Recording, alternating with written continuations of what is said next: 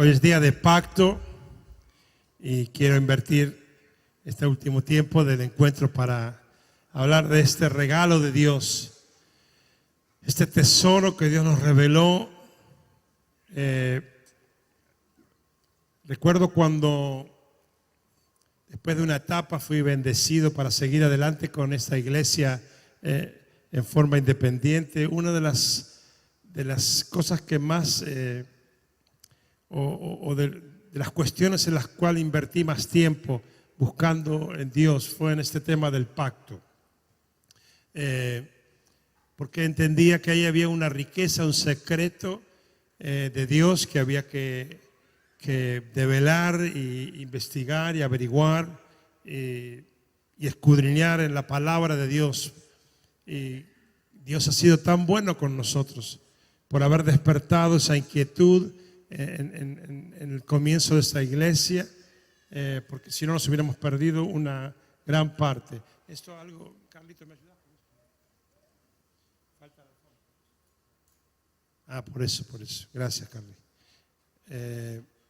Pero verdaderamente yo soy una persona agradecida a Dios. Creo que una de las claves del éxito en la vida cristiana es tener buena memoria y ser agradecido a Dios.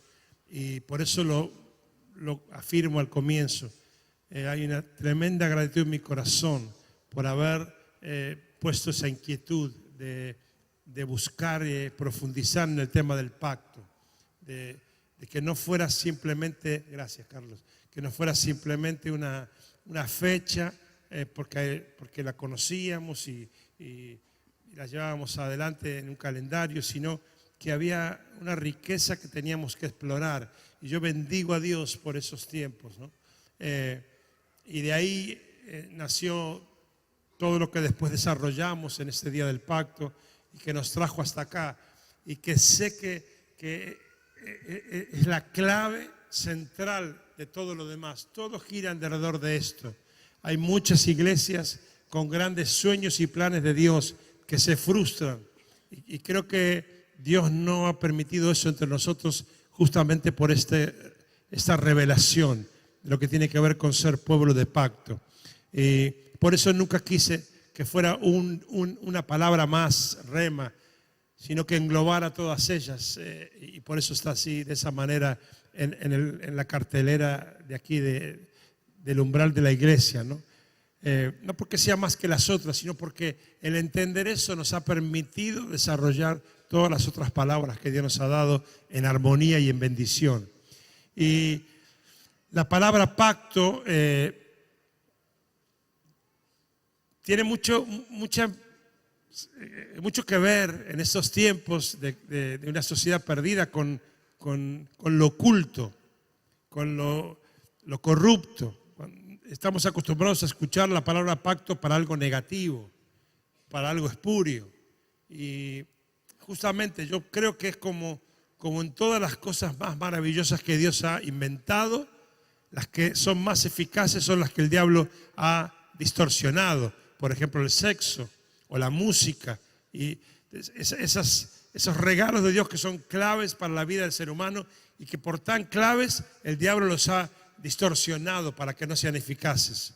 Y por eso el pacto es usado normalmente para intenciones negativas. Pero el pacto es inventado por Dios, como todas las cosas, ¿no?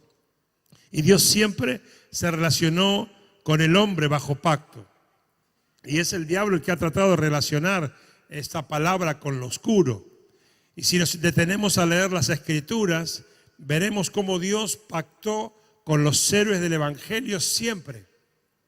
Y desde el origen de la creación en el jardín del Edén, vemos al Dios Trino, Padre, Hijo y Espíritu Santo, como primer modelo de pacto. Ellos pactando entre sí para dar la vida al ser humano, ¿no? Porque la palabra dice ahí en Génesis 1:26, ¿no? Hagamos al hombre. O sea que ellos tuvieron que ponerse de acuerdo entre los tres para tomar esa decisión. Así que el primer modelo de pacto está ahí, en la Trinidad perfecta.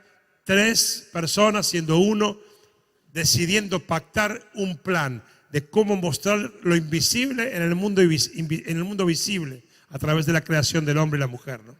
Yo quisiera aunque sea repasar, sobre todo porque muchos me han preguntado que nunca estuvieron un día de impacto sobre la base bíblica del pacto, aunque sea quisiera nombrar los 8 pactos bíblicos, los 8 grandes pactos bíblicos que conocemos. Hay pactos individuales después en la palabra, pero hay 8 que marcaron la historia y que están en el correr de la Biblia. El primero es el pacto el pacto edénico en el jardín del Edén, que es el que regulaba la vida del hombre en su estado de inocencia, antes del pecado. Son las pautas que Dios le estableció al hombre y le dijo, mirá, puede ser todo esto, tenés libertad, vos mandás. Únicamente ahí te doy a dejar una señal de cuál es tu límite de autoridad, el árbol.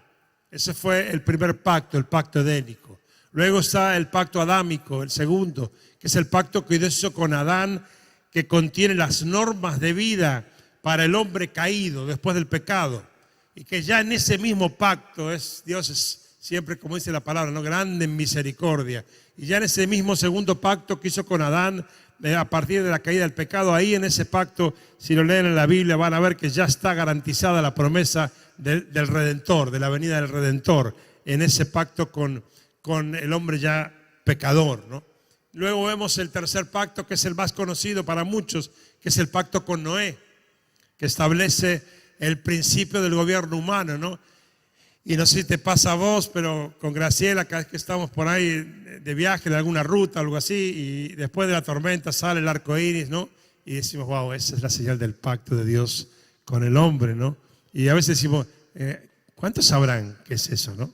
¿Y cuántos estarán rompiendo la cabeza de por qué pasa eso, no? Entonces sabemos que es el pacto de Dios que establece el principio del gobierno humano. Luego Dios es un pacto con Abraham también, y donde establece la nación israelita y confirma la promesa que le había dado a Adán de la redención, la que le había dado en la situación de Adán pecador, se la confirma a Abraham.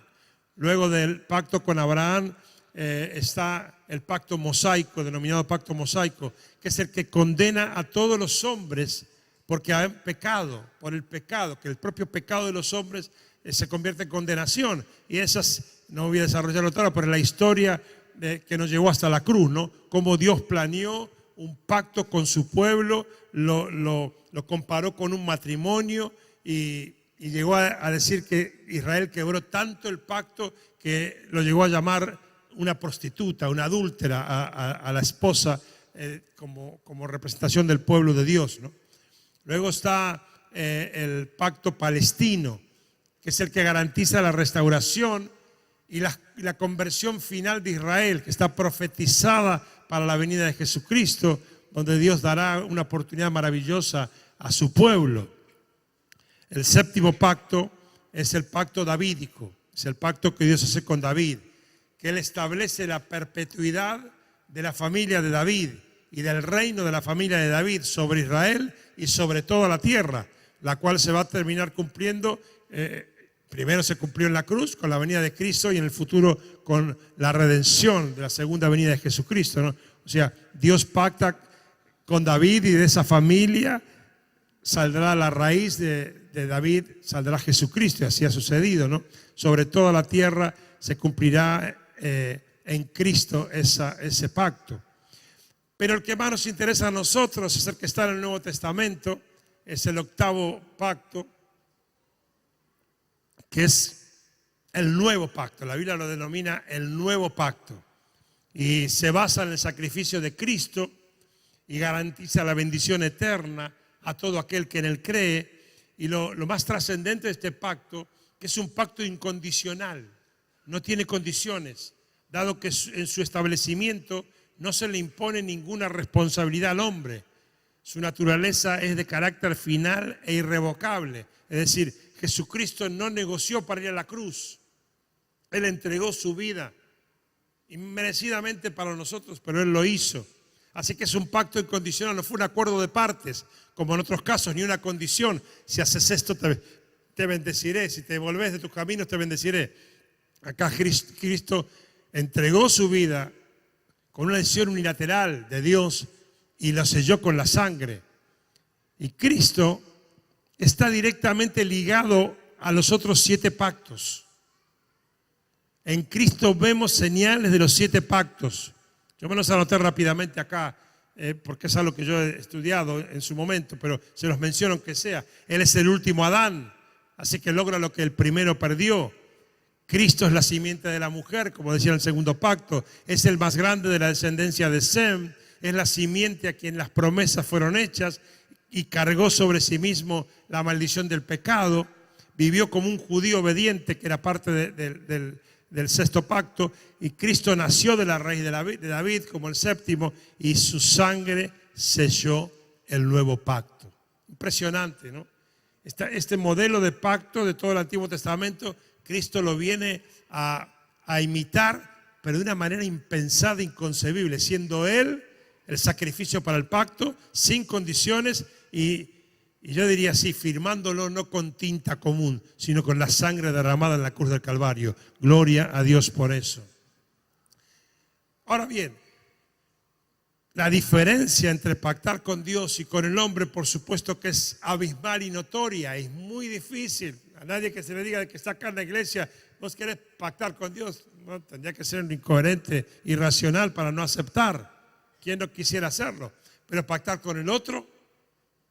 ¿Quién te tocó hoy al lado sentado? A ver, fíjate. ¿Querés que apaguemos la luz y cambiamos de lugar? Claro que es muy distinto, ¿no? Pactar con Dios que pactar con el de al lado. Salvo que Dios esté en medio de ese pacto. Eso es lo que cambia toda la ecuación. Un pacto humano normalmente se realiza por conveniencia humana, porque me conviene una ventaja, otra ventaja, a ver qué puedo sacar yo de ventaja y qué puede sacar el otro. Pero cuando Cristo es la base de un pacto entre 2 personas, se acaban las ventajas. No hay búsquedas de ventajas de uno u otro lado. Porque cuando Cristo está garantizando un pacto, la victoria es segura para ambos. Entonces no hace falta negociar a ver qué puedo sacar yo de ventaja del otro. Esa es la gran diferencia. En la Biblia hay un modelo de pacto que solemos mencionar en esos días entre 2 hombres y que nos puede servir de modelo, ¿no? Que está ahí en 1 Samuel 18, capítulo 18, versículo 1. Una vez que David y Saúl terminaron de hablar, Saúl tomó a David, su siervo, y desde ese día no lo dejó volver a la casa de su padre. Jonatán, por su parte, entabló con David una amistad entrañable y llegó a quererlo como a sí mismo. Tanto lo quería que hizo un pacto con él. Se quitó el manto que llevaba puesto y se lo dio a David. También le dio su túnica y aún su espada, su arco y su cinturón. Manto, espada y arco y cinturón. Te cubro, te defiendo y te sostengo. No era una señal menor en esa época. El manto era la única cobertura de ropa que tenían en ese tiempo. Y era el único que podía cubrir de las inclemencias del tiempo. Y había una manera de decir, te cubro con este manto. El arco y la espada era te defiendo. Eran tiempos de guerra, de vida o muerte. Y estar desarmado era perder la vida. Y sin embargo, Jonatán estaba desprendiéndose de lo que le daba seguridad para mostrar la fidelidad en ese pacto. Y el talabarte, como dice la versión antigua, que era el cinto, el cordón que sostenía el manto, que sostenía la ropa. Y es también una señal espiritual, te sostengo. Aprendimos en la iglesia del encuentro que de eso se trata pactar con el hermano. Yo te cubro, yo te defiendo y yo te sostengo. Pero no porque seas extraordinario, porque todos son maravillosos, porque todos me caen bárbaros, sino porque Cristo está en el medio de ese pacto. Y entonces ahí cambia toda la ecuación. Dios nos soñó, Dios nos planeó, Dios nos predestinó. Lo sabemos y lo hemos predicado un montón de veces. Dios nos escogió para que seamos un pueblo único entre todos los pueblos de la tierra. ¿Y cómo diferenciamos 1000 personas en un evento cualquiera y 1000 personas en la casa de Dios compradas por la sangre del Cordero de Dios? Con el pacto que los une en Cristo Jesús. Juntar gente no es difícil, pero ser pueblo de pacto es muy difícil. Pero juntar gente no trae beneficios y ser pueblo de pacto trae salvación y vida eterna. En Deuteronomio 14:2 dice: porque eres pueblo consagrado al Señor tu Dios. Él te eligió de entre todos los pueblos de la tierra para que fueras su posesión exclusiva. Por eso somos pueblo de pacto. Dios planeó que seamos pueblo de pacto. Jesucristo selló con su sangre el nuevo pacto y nos hizo pueblo. En Efesios 2, del 11 en adelante, para que lo tengas como cita, ahí dice que nos hizo pueblo por medio de la cruz, que lo que garantiza nuestra relación, nuestro pacto, es que hubo una cruz en el medio. Sin la cruz todos serían buenos deseos. Dependería de nuestros estados de ánimo y de la empatía que tenemos con el otro. Pero la cruz es la que cambió todo. Es la que hace la diferencia. Nos hizo pueblo de pacto por medio de la cruz.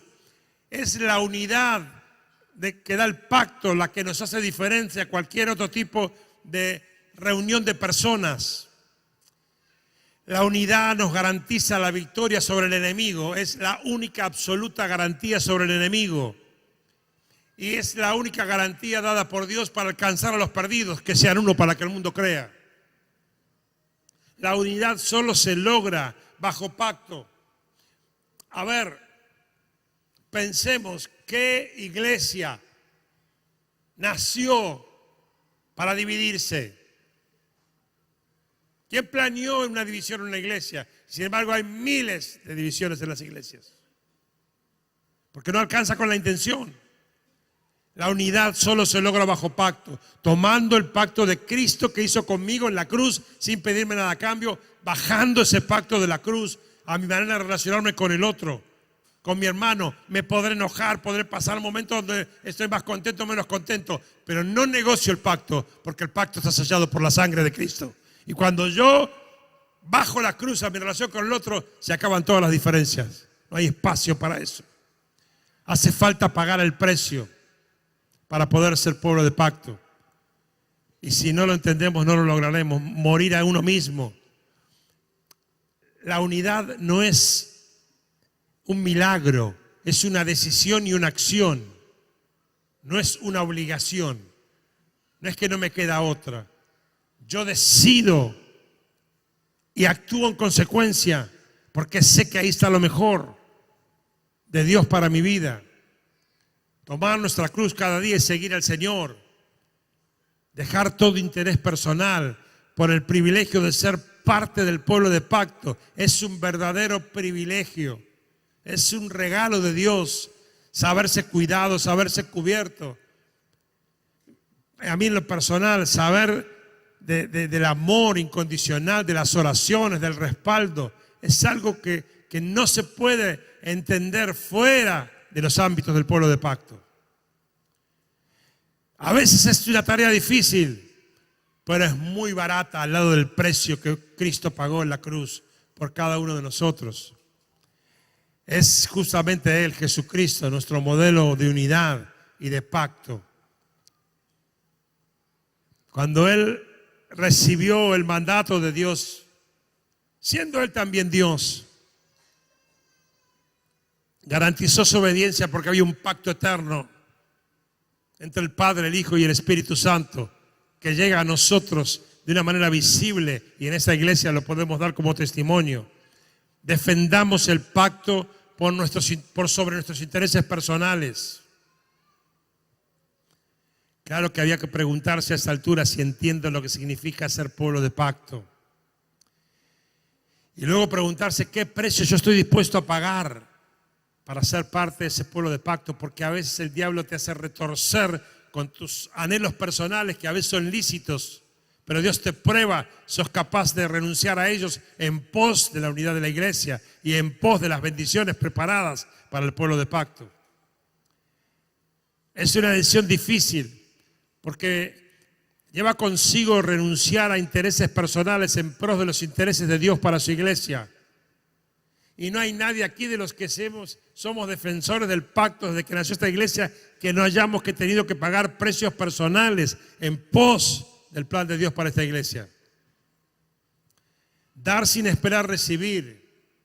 Sembrar sin saber cuándo vas a cosechar o si es que vas a cosechar. Nosotros hemos entendido lo que significa ser pueblo de pacto. No significa acompañar al hombre por el hombre mismo. Significa acompañar al hombre para glorificar a Dios. Glorificamos a Dios en cada milla de más que caminamos por amor a mantener la unidad del pacto de esta iglesia. Somos pueblo de pacto. Nuestra iglesia está fundamentada en un pacto con Dios y en un pacto con el de al lado. Es el ADN de las iglesias del encuentro. Somos pueblo de pacto. Nuestra iglesia está fundamentada en eso, en tener un pacto con Dios y un pacto con el al lado que está hoy acá conmigo en la iglesia. Es el ADN de esta iglesia. Ahora, ¿qué es pactar con Dios?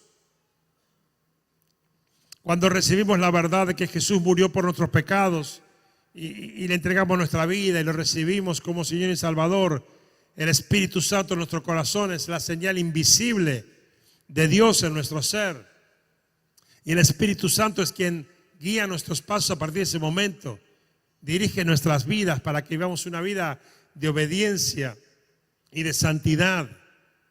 Claro que no somos perfectos, ni queremos serlo, pero sí es verdad que somos transformados cada día a imagen y semejanza de Jesús a través del Espíritu Santo de Dios. Y por eso pactamos con Dios, obedecerlo sin límites, vivir en armonía con su perfecta voluntad para nuestra vida, renunciar a cosas que nos agradan pero que no nos convienen. Pactar con Dios es seguir el modelo de Jesucristo, lo que me agrada y lo que no me agrada de ese modelo, sin excusas, sin condiciones. Es obediencia a Dios sin límites, pero también es bendición segura, aleluya. También pactamos con las autoridades de la iglesia. Todos los miembros de esta congregación tienen un pacto con los pastores, desde mi persona hasta el último líder de esta congregación. Es un pacto de obediencia y de sujeción a las autoridades de la iglesia. Pactamos y lo renovamos cada año. Reconocer la autoridad que Dios ha puesto, en mi caso como pastor principal de la iglesia y sobre el resto de los pastores y pastoras de esta congregación. No es una cuestión de afinidad humana, sino es cuestión de reconocer la autoridad espiritual aceptando lo que Dios me dice a través de ellos. Lo que me suena bárbaro y lo otro también. Y ese criterio se extiende a los obreros y a todos los líderes de la iglesia. Es importante entender este concepto porque si no entendemos y vivimos felices en obediencia, entonces complicamos el disfrute de la vida cristiana. La vida cristiana es para disfrutarla. Y si está pendiente de que me caiga bien o no el líder que me tocó, el diablo me come crudo en 2 minutos. No pasa por ahí la cosa. No se puede esperar que la actitud del hombre nos agrade, sino que se trata de reconocer la autoridad espiritual que Dios nos dio y de tener temor de Dios a la hora de resistirla. Por supuesto que no creemos en la infalibilidad de ningún ser humano, como la afirma la palabra de Dios. Si alguien espera en esta iglesia ver perfección para obedecer, está en el lugar equivocado. Se trata del principio que Dios nos enseñó, que en la obediencia está la bendición, pero no una obediencia ciega, no una obediencia sin límites, una obediencia siempre en la dirección de lo que Dios quiere para nuestra vida. La Biblia nos relata ahí en un pasaje de Números, en el capítulo 14:27 de Números, creo que es, cuando el pueblo murmuró contra los pastores del momento y Dios derramó su juicio sobre el pueblo porque lo consideró murmuración contra él, porque no se trata del estuche humano, sino de lo que él puso en ese estuche para guiar a su pueblo. Y si alguno de los que somos estuche nos equivocamos, es mucho más complejo dar cuenta ante Dios que ante la gente. Ahora bien, así como cada miembro de la iglesia pacta reconocer la autoridad de los pastores, yo también en lo personal pacto cuidar y sostener tu vida con temor de Dios Y como dice el apóstol Pedro, no por ganancia deshonesta, sino con ánimo pronto, no queriendo tener señorío, sino sirviendo al otro.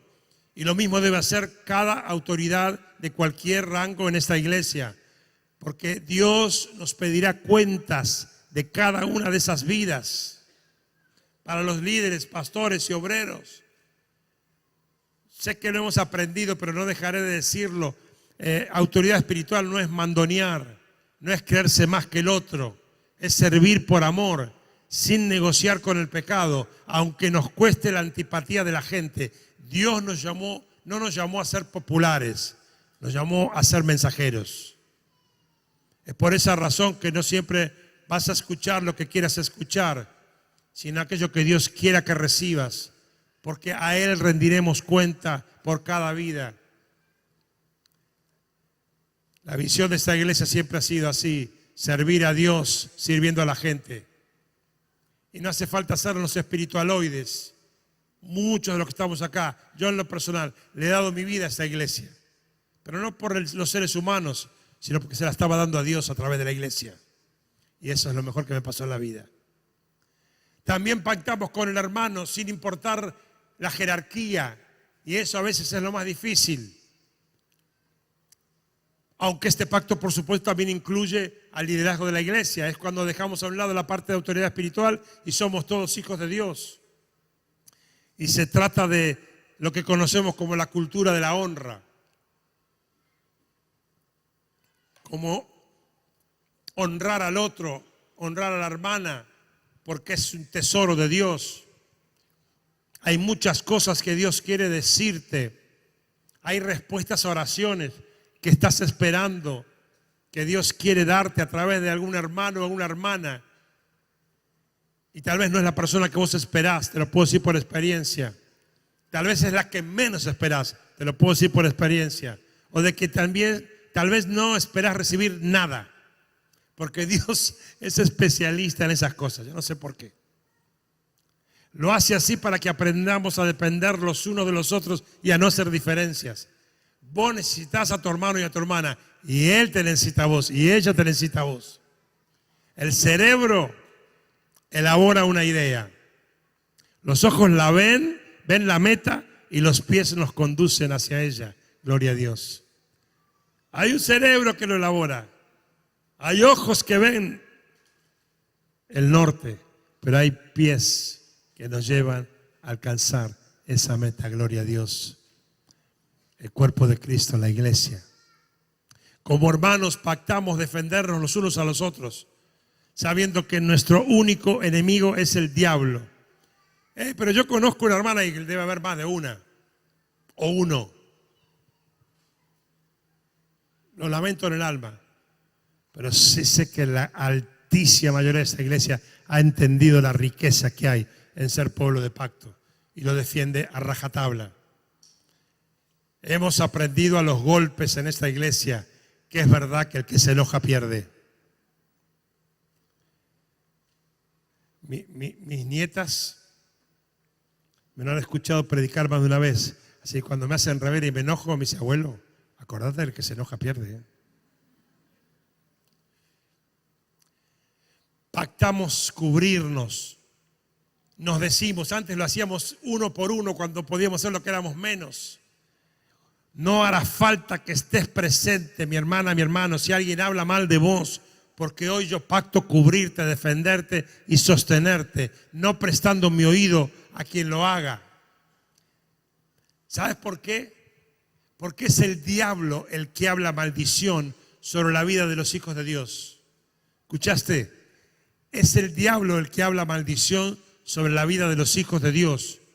Cuando vos criticás a un hijo de Dios, estás ocupando el lugar del diablo. Por más que quieras espiritualizar la cosa, diciendo: ay, oremos por la hermana esta pobrecita, que es un desastre. Ese rol es el que ocupa el diablo. Él es el acusador de los escogidos, dice la palabra. El rol de Dios siempre, siempre, siempre es derramar misericordia nueva sobre cada una de nuestras vidas cada mañana. Ese es el modelo a imitar para la iglesia. Cuando mi pacto con Dios y con mis autoridades espirituales está firme y con mi hermano en Cristo está firme, mi vida es bendecida y el diablo no puede contra mí. Porque aunque en lo visible y físico venga contra mí solo, se va a encontrar con todos los que están bajo pacto conmigo, respaldando mi vida hasta cuando no los veo. Uno con Dios, uno con mis hermanos.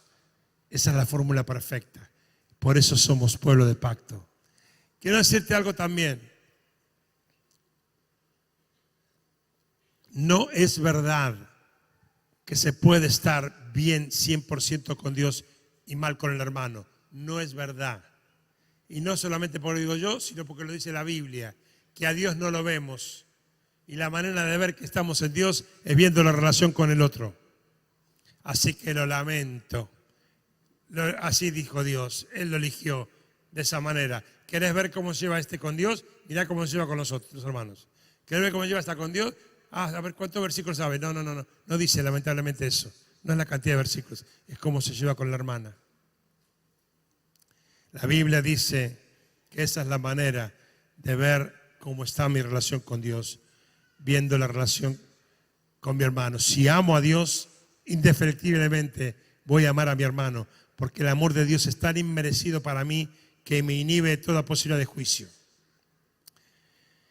Quiero terminar porque quiero que esta noche sea una noche de comunión y de adoración y de bendición de unos con otros. Quiero que romper la formalidad de esta noche. Pero quiero decirles algo una y otra vez. Dios tiene un plan para todas las iglesias del encuentro y los ministerios del encuentro. Dios tiene un plan para tu vida, para mi vida, y tu pacto con Dios, tu pacto con tu pastor y tu pacto con tu hermano hará que el Señor derrame su más rica bendición sobre tu vida. Así será. No te lo pierdas. Es lo mejor de Dios y es lo mejor que está por venir.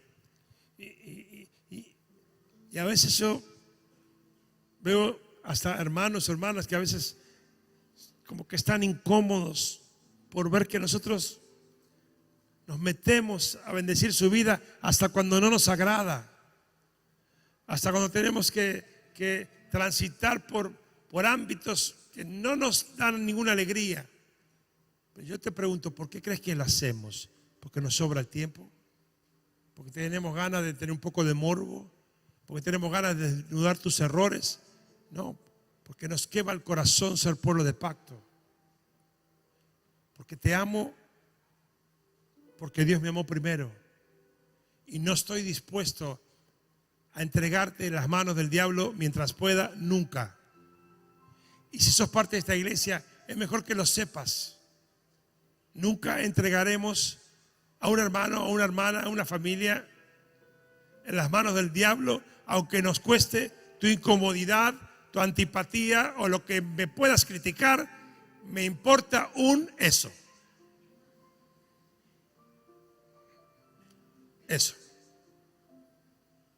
Eso me importa. Porque cuando vos te vas de esa situación conmigo, incómodo, o con cualquier pastor, refunfuñando que nos metimos en tu casa, en tu vida, Dios me pregunta, ¿qué hiciste, Jorge, con este caso? Y quiero decirte algo. Me importa eso, lo que puedas decirme, pero me importa la vida, lo que Él pueda decirme. Y así será hasta el último día, mientras yo sea pastor de esta iglesia. La iglesia del encuentro nace desde este principio espiritual, este principio bíblico espiritual, siendo el pacto con el hermano la base del desarrollo y el crecimiento espiritual de nuestra iglesia local. Ya que quien se encuentra con Dios, se encuentra consigo mismo y luego se encuentra con el de al lado, con su hermano. De allí el nombre de esta iglesia. Por eso nos llamamos la iglesia del encuentro. Porque tenemos un encuentro con Dios y eso permite descubrir nuestra identidad verdadera de hijos y encontrarme conmigo mismo, no con lo que me dijeron que era bueno o malo, sino con lo que Dios dice de mí. Y ese encuentro con Dios y conmigo me hace más sencillo encontrarme con el de al lado y honrarlo y amarlo y sacar manto, espada, arco y talabarte para Él. Aleluya. Hemos pagado muchos precios por esto. No siempre fue fácil. El diablo se ha enojado muchas veces con el éxito del pacto de esta iglesia. Muchas veces. Pero nunca negociamos el pacto. Hubo días en los comienzos de la iglesia donde fuimos desafiados, puestos a prueba, hackeados. Pero entendimos que era todo o nada. Y por pagar esos precios, esta iglesia nunca sufrió una división. Y mientras sigamos siendo pueblo de pacto, el diablo tendrá que visitar otras iglesias porque en esta no lo va a lograr.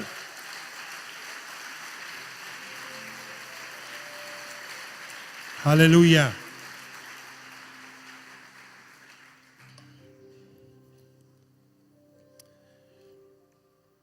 Claro que hemos pagado altos precios y los vamos a seguir pagando si fuera necesario. Como dice la vieja canción, y mediante el Espíritu Santo lo vamos a lograr. Seremos un solo pueblo de pacto, unidos por el precio del pacto de Cristo. Es en Cristo Jesús que está garantizada mi relación contigo, mi hermano, mi hermana. Ya no podemos hacerlo como antes, pero pacto con vos, mi amor, esta tarde, no solamente como esposo, sino como hermana en Cristo y como la oveja más linda y la más difícil que tengo. Pacto cuidarte hasta que me muera. Mientras Dios me dé vida, siempre te voy a cuidar. Pastores, pastoras, yo doy la vida por ustedes. Y no es un chiste, lo haría, porque sé que Dios me premiaría. Y si puedo dejarles un modelo, saquen los otros que a veces son exagerados. Pastora, pastor, saquen los otros que a veces tienen de mí que son exagerados, pero ténganlo. Yo amo la iglesia, doy la vida por la iglesia y pacto con vos. Siempre te voy a defender, siempre te voy a cuidar, siempre te voy a respaldar. No voy a negociar nunca con vos. Aquellos que dicen, uy, seguro que a lo mandó Jorge cuando se meten en tu casa. Sí, lo mandé yo. No tengas duda. Seguro que Jorge le dijo que venga. Sí, Jorge le dijo. Seguro. Porque nunca voy a entregar tu vida, tu casa, tu matrimonio, tus hijos al diablo. Al diablo nunca, mientras yo sea pastor de esta iglesia. Ponete de pie, por favor.